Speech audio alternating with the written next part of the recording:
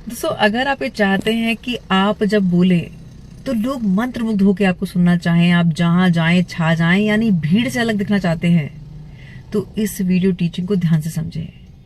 अब हमें वो करना होगा जो भीड़ नहीं कर रही है, तब हम भीड़ से अलग दिखेंगे। इस वीडियो में मैं कुछ बहुत बेसिक चीजें आपके साथ शेयर करूंगी जिन्हें मैंने अपनी लाइफ का, अपनी पर्सनालिटी का पार्ट बनाया और उन्होंने मेरी पर्सनालिटी में एक गजब का चेंज दिया है। जरूरत है इस टीचिंग को समझ के फॉलो करने की। सिर्फ ज्ञान प्राप्त करके बैठने से कुछ नहीं होगा, इसे फॉलो करना होगा, तब आपको अपने पर्सनालिटी में चेंज दिखेगा। सबसे पहला है कि हमें यह समझना है कि एक आम इंसान में और एक महान इंसान में अंतर क्या होता है, एक ग्रेट लीडर में अंतर क्या होता है। वो होता है उसका दृष्टिकोण। वो अपनी लाइफ के चैलेंजेस को कैसे देखता है। एक आम व्यक्ति जो होता है वो हमेशा कंप्लेंट मोड में होता है, मेरा ये हो गया, वो दुखी रहता है। पर जो ग्रेट लीडर्स होते हैं वो अपने चैलेंजेस से, अपनी चुनौतियों से सीखकर आगे बढ़ते हैं। हमें यही करना है। अगर मैं अपनी लाइफ की बात करूं तो 2008 तक मैंने अपनी जिंदगी को पूरी तरह से लापरवाही में जिया। फिजूल के टीवी सीरियल्स देखना, सास बहू वाले जिनसे कुछ नहीं मिल रहा, गॉसिप कर रहा, खाना पीना और सोना, ये मेरी दिनचर्या हुआ करती थी। कोई प्रोडक्टिविटी नहीं, मुझे गोल और विजन तो पता ही नहीं था कि क्या होता है। 2009 में मेरी जिंदगी को एक ऐसा झटका लगा कि जिसने मेरी जिंदगी को हिला के रख दिया, और वहां मुझे समझ में आ गया कि अब इस लापरवाही से काम नहीं चलेगा, जिम्मेदारी लेनी पड़ेगी। और मैं ईश्वर की धन्यवाद देती हूँ, आभारी हूँ कि उन्होंने मुझे अच्छी किताबों से जोड़ा, अच्छे लोगों से जोड़ा और मैंने सीखना स्टार्ट कर दिया। उस बुरे वक्त में मुझे एक चीज समझ में आई कि हर व्यक्ति के जीवन में एक समय ऐसा जरूर आता है कि उसे ये लगता है कि उसके साथ अन्याय हो रहा है, और वो उसे ऐसी फील देता है कि जैसे उसे वनवास भेज दिया गया है या उसे अज्ञातवास में भेजा गया है। अब यहाँ एक एटीट्यूड ये भी हो सकता है कि वो रोता धोता रहे, डिप्रेशन में चला जाए, या फिर वो बदलाव के लिए तैयार है कि मैं बदलूंगा और मैं अपनी चुनौतियों से सीखूंगा। जो सीखता है वो आगे बढ़ता है और वही चमकता है। ये बात अपने व्यक्तिगत अनुभव से कह रही हूं। दूसरी बात, आप अपने आसपास उन लोगों पर नजर दौड़ाएं कि जिनका समाज को बनाने में और राष्ट्र को बनाने में सबसे बड़ा योगदान है, पर अफसोस कि उनको सबसे ज्यादा हम इग्नोर करते हैं, हमें उनको कोई रेस्पेक्ट नहीं देते हैं, और अब हमें उन्हें रेस्पेक्ट देना शुरू करना है। ये दो लोग हैं, वो सारे सफाई कर्मचारी भाई बहन जो हमारे समाज को और देश को साफ सफाई करके साफ सुथरा रख रहे हैं। दूसरा, वो भाई बहन जो हमारे सपनों को रियलिटी में कन्वर्ट कर रहे हैं, यानी कि लेबर भाई बहन जो हमारे भवन निर्माण कर रहे हैं, ऑफिस बना रहे हैं। आप इस बात को ध्यान रखें कि आप ये सोचें कि अगर ये सबके सब मीटिंग कर लें कर्मचारी भाई कि हम एक हफ्ता काम नहीं करेंगे, हम तो अपनी तनख्वाह कटवा लेंगे, हमें काम नहीं करना है। जो नरक की कल्पना है वो यथार्थ में आपको दिखेगी कि साक्षात नरक क्या होता है। इसीलिए हमें आभारी रहना है।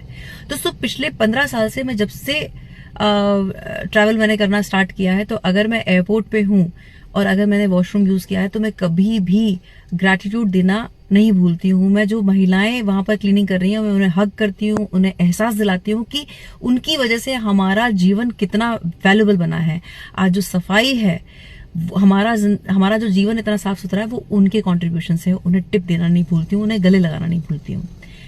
हमारे राजस्थान में कल्चर है राम राम कहने का, तो जब मॉर्निंग इवनिंग मैं पार्क में जाती हूँ, अगर वहां कोई भाई बहन सफाई कर रहे हैं, मैं अपनी तरफ से उन्हें रिगार्ड देते हुए राम राम सा कहती हूँ, और अगर कभी मौका मिलता है इंटरेक्शन का तो मैं उन्हें धन्यवाद देती हूँ कि आप लोगों की वजह से इतना साफ सुथरा पार्क और इतनी साफ सुथरी सड़कें हमें मिल रही हैं, उसके लिए दिल से धन्यवाद। आप ये देखें, हम अपने घर के मुहूर्त करते हैं या हम अपने रिश्तेदारों के मुहूर्त पे जाते हैं, कितने लोग हैं जो दिल से खुश हो रहे हैं हमारी किसी तरक्की में।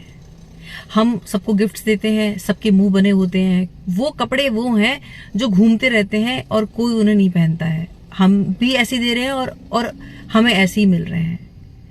हमें इस परंपरा को तोड़ना होगा, और पहला जो आमंत्रण देना होगा वो हमें उन भाई बहनों को देना है जिन्होंने हमारे सपने को यथार्थ में बदला है।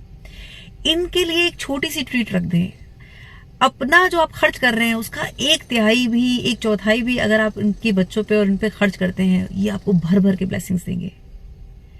और जब हम वो काम करते हैं जो भीड़ नहीं कर रही है, वही हमें आकर्षक व्यक्तित्व से बनाता है। तीसरा, अगर मैं जोधपुर शहर की बात करूं तो 3-4 साल से ही मुझे फीमेल्स दिखी हैं जो ट्रैफिक को कंट्रोल कर रही हैं। मैं कितनी भी जल्दी में हूं, कुछ सेकंड्स रुक के उन्हें सैल्यूट करे बिना मैं गाड़ी को आगे नहीं बढ़ाती हूँ, क्योंकि मैं इस बात का सम्मान करती हूँ कि ये वो बहनें बेटियां हैं जो अपने घर का बेटा बन के कमा रही हैं। हमारे यहाँ की जो बहनें हैं, हम लोग हैं, एक घर की क्रीम अलग है, बाहर की क्रीम अलग है, सनस्क्रीन लोशन ये वो कर रही हैं। ये लोग हमें सुरक्षा देने के लिए तपती धूप में खड़ी हैं। सैल्यूट है इन महिलाओं को। जो सिक्योरिटी हमें सहयोग कर रही है, हमें सुरक्षा प्रदान कर रही है, उनके साथ हमें सहयोग भावना से जुड़ना है, उनके लिए आभारी होना है। मेरी लाइफ में 7-8 साल से एक नियम है कि मैं जब बारिश और ठंड होती है तो एक दो मेरी फेवरेट शॉप्स हैं जिसमें बहुत अच्छे पकोड़े मिलते हैं, छोटे छोटे पैकेट्स बनवा के, और एक बड़ी सी केटली में गरम चाय और डिस्पोजेबल ग्लास, जिस रूट से मैं रोज मेरा निकलना होता है वहां मैं देके उनको आभार व्यक्त करती हूँ कि आपकी वजह से मैं इस शहर में सुरक्षित महसूस करती हूँ। ये ग्रैटिट्यूड है दोस्तों। यहाँ समझने वाली बात ये है कि जब हमारी वो ड्युअलिटी जो है कि जब हम घर में कुछ और है, बाहर कुछ और है, जब वो एक होने लगती है, तब वो मैग्नेटिक आकर्षण हमारे व्यक्तित्व से झलकने लगता है। मतलब आप ये देखो, मैं बहुत सारे जेंटलमैन्स को देखती हूँ कि जो महिलाओं के लिए गेट खोलते हैं, अदब से पेश आते हैं, लेकिन दुर्भाग्य है कि वो अपने घर की महिलाओं के साथ दुर्व्यवहार करते हैं, उन्हें टेकन फॉर ग्रांटेड लेते हैं। हमें ये याद रखना है कि बुरे वक्त में जब डाउनफॉल आएगा तो ये वही पत्नी है जो अपना जेवर देने को तैयार हो जाएगी, बाहर वाली कोई काम नहीं आएगी। इसी तरह से बहुत सारी महिलाएं हैं जो सिर्फ इसलिए अपने पतियों से रूठी हुई हैं कि साहब वो अपने इन कामों में बिजी रहते हैं, वो मेरी तारीफ नहीं करते हैं, और बाहर वालों से वो इसलिए प्रभावित हैं कि बाहर वाले कहते हैं भाभी जी आप बड़ी सुंदर लगती हैं, मैम आप बहुत आकर्षक लगती हैं। हमें याद रखना है कि जब बीमारी हमें घेरेगी, हमारे ऊपर दुख का संकट आएगा, तो यही पति हमारे ऊपर खर्च कर रहा होगा। बाहर की कोई प्रशंसा काम नहीं आएगी, बाहर का कोई व्यक्ति 2 रुपए भी खर्च नहीं करेगा अपने निजी स्वार्थ से। अगर उसका स्वार्थ नहीं है तो 2 रुपए की उम्मीद मत कीजिए कि बाहर का कोई आपके पास आएगा। तब सहयोग करने वाले यही परिवार का सदस्य और परिवार के कर्मचारी और पति काम आएगा। कहने का मतलब यह है कि जब हम जो घर में हैं, घर के कर्मचारियों के साथ काम कर रहे हैं, वही बाहर कर रहे हैं, तब हम अलाइनमेंट में आते हैं, और तब वही आकर्षण हमारे भीतर आता है जो कुदरत के साथ है। कुदरत दाता भाव में जीती है, कुदरत हार्मनी में है, और कुदरत का एकमात्र उद्देश्य है सबको दाता भाव में सर्व करना। अब यहाँ पर मैं इस वीडियो का 100% जो वो है श्रेय है वो एक मैम को देना चाहूंगी, जिन्होंने मुझे, अभी मैं उनको टैग करूंगी, जिन्होंने अभी 5 दिन पहले मुझे कमेंट किया था, और मैंने वो मैसेज कल पढ़ा है। उन्होंने कहा कि मैम मेरी जो मेड थी उससे कॉन्फ्लिक्ट हो गया था और मैंने उससे कहा कि अब तू जा। उसके बाद मैंने जब आपका वीडियो देखा तो मैंने एक वीडियो में कहा था कि जो हमारे घर में कर्मचारी आ रहे हैं वो दिव्यात्माएं हैं, वो हमारे सर्वेंट्स नहीं है, हमें उनका आभारी रहना है। बोले कि जब मैंने ये वर्ड्स आपके सुने तो मुझे ऐसा लगा कि आप ये मुझसे बात कर रही हैं, और मैंने मेड को बुलाया और सारे कॉन्फ्लिक्ट्स को रिजॉल्व किया। उन वर्ड्स ने मेरी आत्मा को इतना छुआ कि कल मुझे फूट के रोना आया। मुझे इसलिए रोना आया क्योंकि मुझे ये लग रहा था कि ये सुंदर जो हमें मानव जीवन मिला है, ये हमें सिकंदर की तरह संसार को जीतने के लिए नहीं मिला है। ये सुंदर मानव जीवन मिला है कि हम इस संसार को बनाने वाले को जीत सके, और वो पॉसिबल होगा सिर्फ अच्छाई और सच्चाई से। जब हम फोकस्ड अच्छाई और सच्चाई पर होते हैं तब हमारे व्यक्तित्व से वो आकर्षण होता है। जब हम बोलते हैं तो हमारी वाणी में सरस्वती विराजमान होती हैं।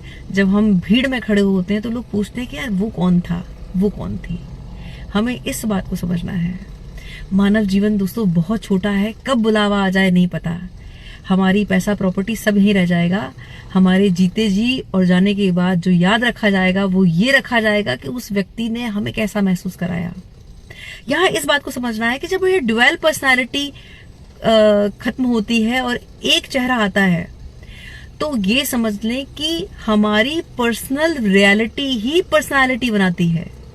तो हमें अपनी पर्सनालिटी में अगर एक आकर्षण पैदा करना है तो अपनी पर्सनालिटी को चेंज करने के लिए पर्सनल रियलिटी को चेंज करना होगा। पर्सनल रियलिटी अगर इम्प्रेसिव है तो पर्सनालिटी अपने आप इम्प्रेसिव होगी। एक बड़ा सुंदर शेर है, हमें अपनी जिंदगी को ऐसे जीना है कि जो मिला तुझसे तेरा ही होकर रह गया, अजी हर किसी में ये हुनर भी तो नहीं होता। जब इस व्यक्तित्व के साथ हम जिएंगे तब हम जहां जाएंगे छा जाएंगे। बहुत बहुत आभार, नमस्कार। आप सभी का दिन मंगलमय हो। जय श्री राम।